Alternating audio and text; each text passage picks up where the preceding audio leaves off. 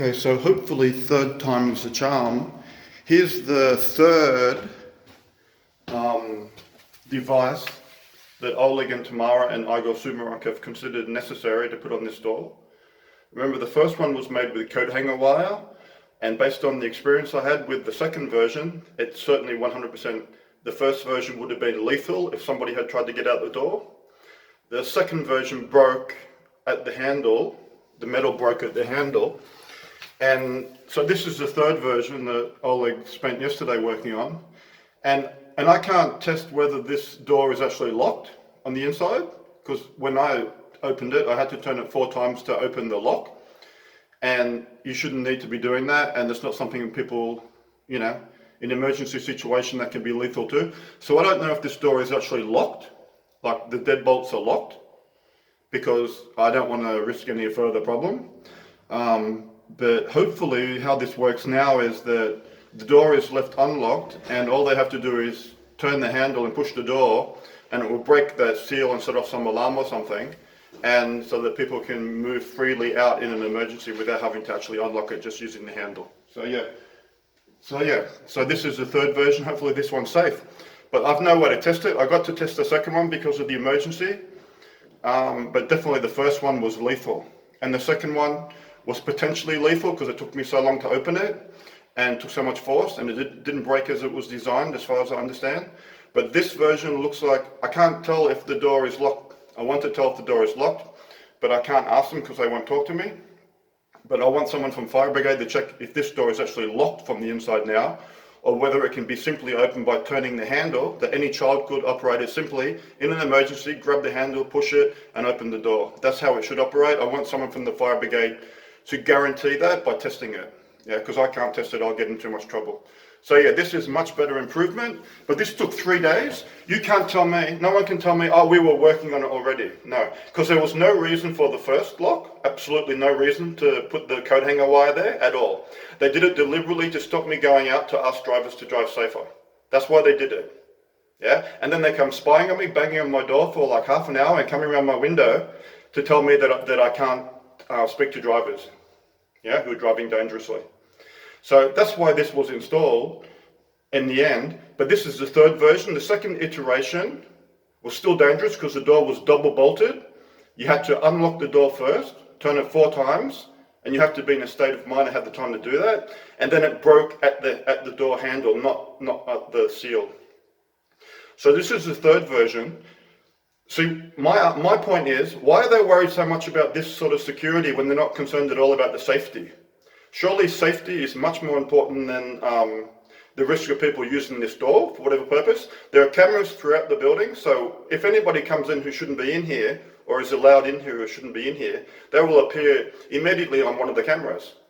So the risk of somebody being allowed in here or entering here, or the door being left open to let someone in here, I think that risk as a security risk is much less important, much less a priority than the risk that somebody gets killed or injured because they can't open the door, yeah, as an emergency exit. And now I'm going to go check to see if any modifications have been made to the middle emergency exit, which Igor Sumarok admitted was a problem. Okay. And I'm going to check to see if the nails are still in the same condition, and if they are, I'm going to turn the nails back over and film it. And then, yeah, I've got so much work to do. Okay, ciao for now. Okay, I'm in the middle fire exit, and it's dead bolted. This is an emergency fire exit, it's dead bolted. I'm going to walk backwards to show you that the signs are still up there. That's the emergency exit sign. That's the time. I'm walking back out here. That's the other emergency exit sign up there. I'm walking back out. This door is unlocked, which is good. And I'm showing it's still the emergency exit sign up here. It's still active. It's actually lit up. And the emergency exit sign up here is still lit up. And as I showed you, that door is dead bolted. Literally triple dead bolted. And that's absolutely unacceptable. Okay, now I'm going to check on the nails. Remember, I was warned that I couldn't film in here anymore. I was told not to take any photographs. Okay. Yeah, sorry, my camera stopped filming. I'm touching something or it's timing out. But I don't know what you showed, but I just came here and corrected this a little bit.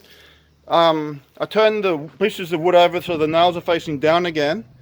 And hopefully whoever it was that came out here and maliciously had all their time and energy to make it dangerous again after I tried to make it safer, hopefully that person doesn't do the same thing again.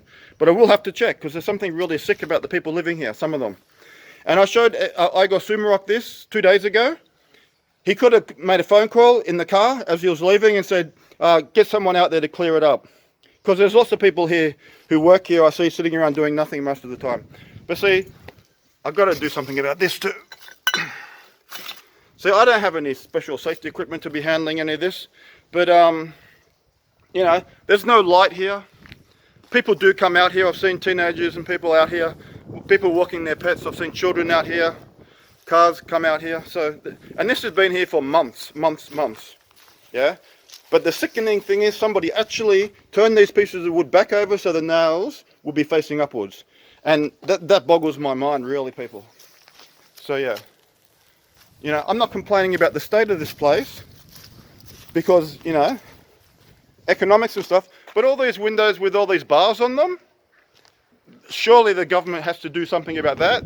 These first floor in the building, these are people live here and the people occupy these places as offices and things, and there's all these bars.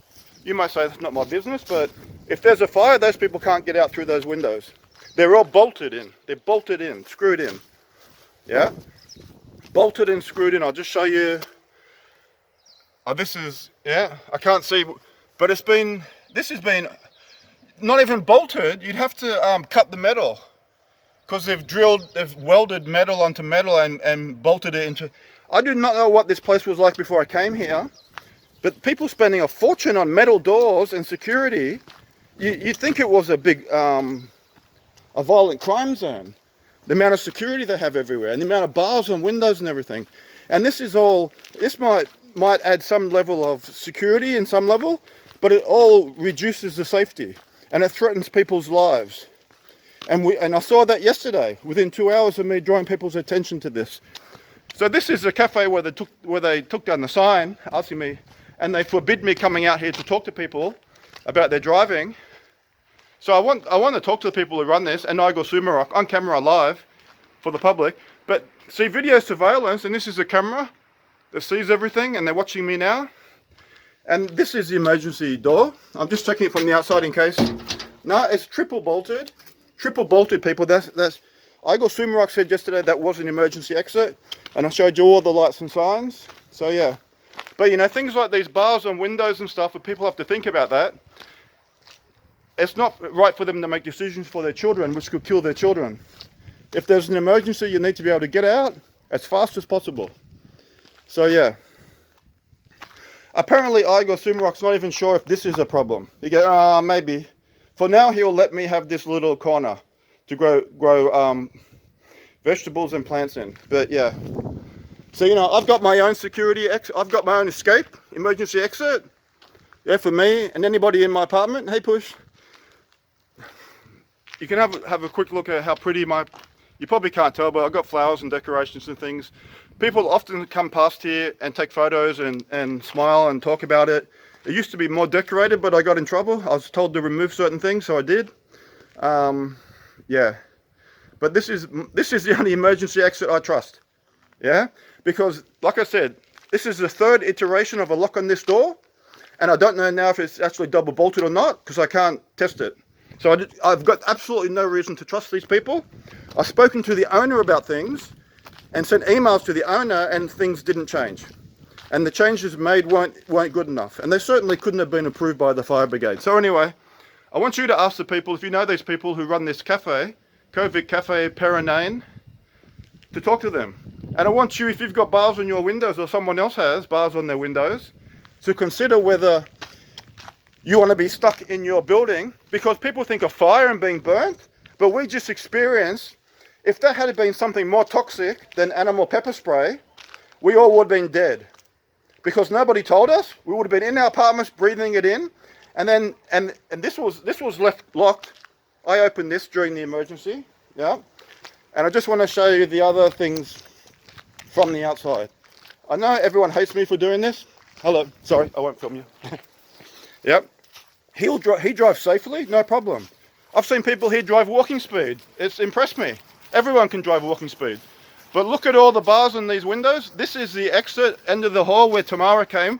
She opened this little window during the emergency and left. And the wind blew it closed. Yep. But all the bars in the windows, why, people? What are you so worried about?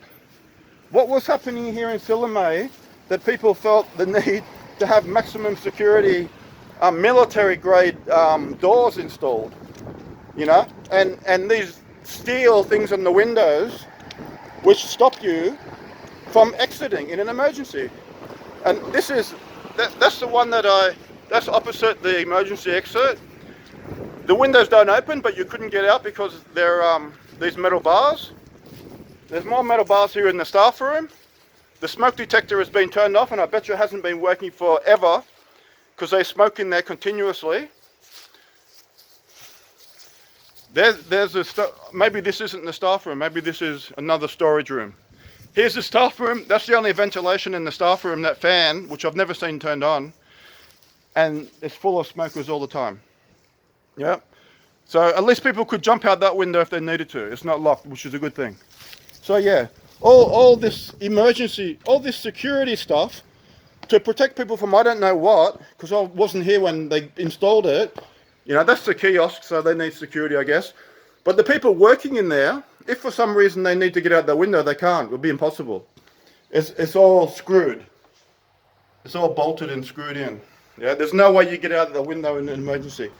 So I'm asking people, I'm not getting paid for this. I'm not getting sponsored or subsidized or anything for anything I do here. I know people hate me for it. I don't know why they're so feckless, but that's why we have government. We have government to try to get people to behave as if they're not feckless. Someone has to take responsibility, and that's why we have government. If anarchy would work, we wouldn't need government. But sadly, government has been occupied and taken over. So anyway, this is down the street. So I'll probably be kicked out of here now, and I'll be homeless, but I'll be able to sleep under my tree in the park, knowing that all these people I tried to make safe. Now have a look at how big this building is. It's huge. One man owns it, as far as I understand, Igor Sumarok. Yeah. Look at this. I can't even get it in my camera. I've got a pan, okay? This is the building. This is the building. I told you it takes down an entire block, you know? It's fucking huge. There's 2 elevators, 2 emergency exits, a stairway, sorry. 2 emergency stairways, left at the far ends of either side, or in the middle, sorry. And there's 2 emergency exit doors marked for the stairwells. And there's a third one, this is the front door, and there's a third one that I showed you from the cafe, which is an emergency exit, and it's triple bolt deadlocked right now. Just after an emergency, where people needed to get out, right? It didn't make them think, maybe let's have a look at safety. No, it didn't. I call that fecklessness, and I actually call it criminal negligence. And this is where the people who were allegedly responsible for our safety were standing and breathing fresh air, while everybody else was being gassed. And nobody was being told what was happening and what to do, including very small children who I saw coughing their guts up. So this is despicable, this is feckless, this is criminal negligence. If I'm going to be homeless because of this, then so be it. Maybe this will be my last act, you know. But somebody's got to take responsibility. And if other people don't have the time to do it, then they have to rely on people like me. And they have to listen to people like me, even though I can't speak to them in Russian. So hello, camera. Make sure Igor Sumarok hears about this, yeah? Because he's going to be famous here, I guess. And I'm going to be maybe just in trouble. Okay, so ciao for now. It's very interesting because this front door is actually been left unlocked. Oh, now it's locked. Okay. So anyway, I didn't have to use my key to get in there. The door was open. Someone had left the deadbolt. So I don't know what that is, if they think it's to do with this. Anyway, okay. So just to remind you, that's the exit. I'm going to go all the way from my room. So you'll see the exit behind me that's coming down here. Exit, exit, exit. Another sign up here which is not lit, exit. It's lit, emergency exit. So it's an emergency, I'm going out. There's another light which I'll see through the smoke saying emergency exit, emergency exit. Great, freedom. Great, we get emergency exit. I'm relieved, fantastic. Let's get out of here. No, it's locked. So, imagine that happening. It happened yesterday, there was an emergency. As far as I know, nobody died, but that was just good luck. And so now I'm in the shit for doing this, but I've got no choice. I'll take it to the police and the fire brigade and publish it on Facebook, whatever the consequences for me, because you saw how big this building is. I can't show you the photos of the beautiful people who live here and the absolute adorable children who live here and all their pets. But nobody was called, nobody was said, go home and open your windows for your pets and children, you know? So I'm pretty much accepting that I'm going to be homeless after this. So I'm going to need anybody's help finding somewhere to live, but somebody's got to do it because nobody's doing it. Okay, ciao for now.